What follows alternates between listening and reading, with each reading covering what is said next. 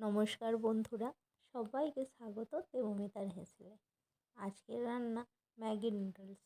ছোট বড় সবার পছন্দ ম্যাগি নুডলস। এইভাবে ম্যাগি বানালে বাচ্চারা খুবই খুশি হয়। এবার কড়াইটা বসিয়ে ওভেনটাকে জ্বালিয়ে নিলাম। পরিমাণ মতো জল দিয়ে নিলাম, দিয়ে ম্যাগি নুডলসটাকে দিয়ে দিলাম যাতে খুব ভালো করে সেদ্ধ হয়। এবার জল ফুটে গেছে, নুডলসগুলো দিয়ে দিলাম। এবার একটা পাত্রেতে ম্যাগিটাকে ঢেলে নেব যাতে ভালো করে ঝুরঝুরে হয়ে যায়। আবারও কড়াই বসিয়ে পরিমাণ সর্ষের তেল দিয়ে নিলাম। এরপর আগে করে সবজিগুলো ভেজে নেব।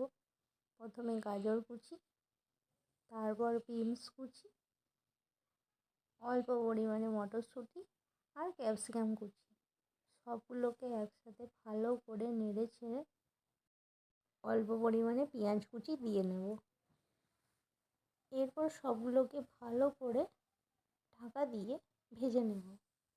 আর আমি সর্ষের তেলে করছি, আপনারা সাদা তেলে করতে পারেন, যেহেতু সর্ষের তেলে টেস্টটা বেশি হয়। এরপর অল্প লবণ দিয়ে নিলাম। এবার ঢাকা দিয়ে সব সবজিগুলোকে মিডিয়াম ফ্লেমে ভেজে নেব। ভাজা হয়ে গেছে। এরপর এর মধ্যে 2টো ডিম অ্যাড করে দিলাম। ভালো মতো সবগুলোকে একসাথে মিক্সড করে নেব। ঠিক এইভাবে সবজি আর ডিম সবগুলো যেন ভালো করে ভাজা হয়ে যায়। এবার ওপর থেকে ম্যাগি মশলা দিয়ে দিলাম আর অল্প কাঁচা লঙ্কা কুচি।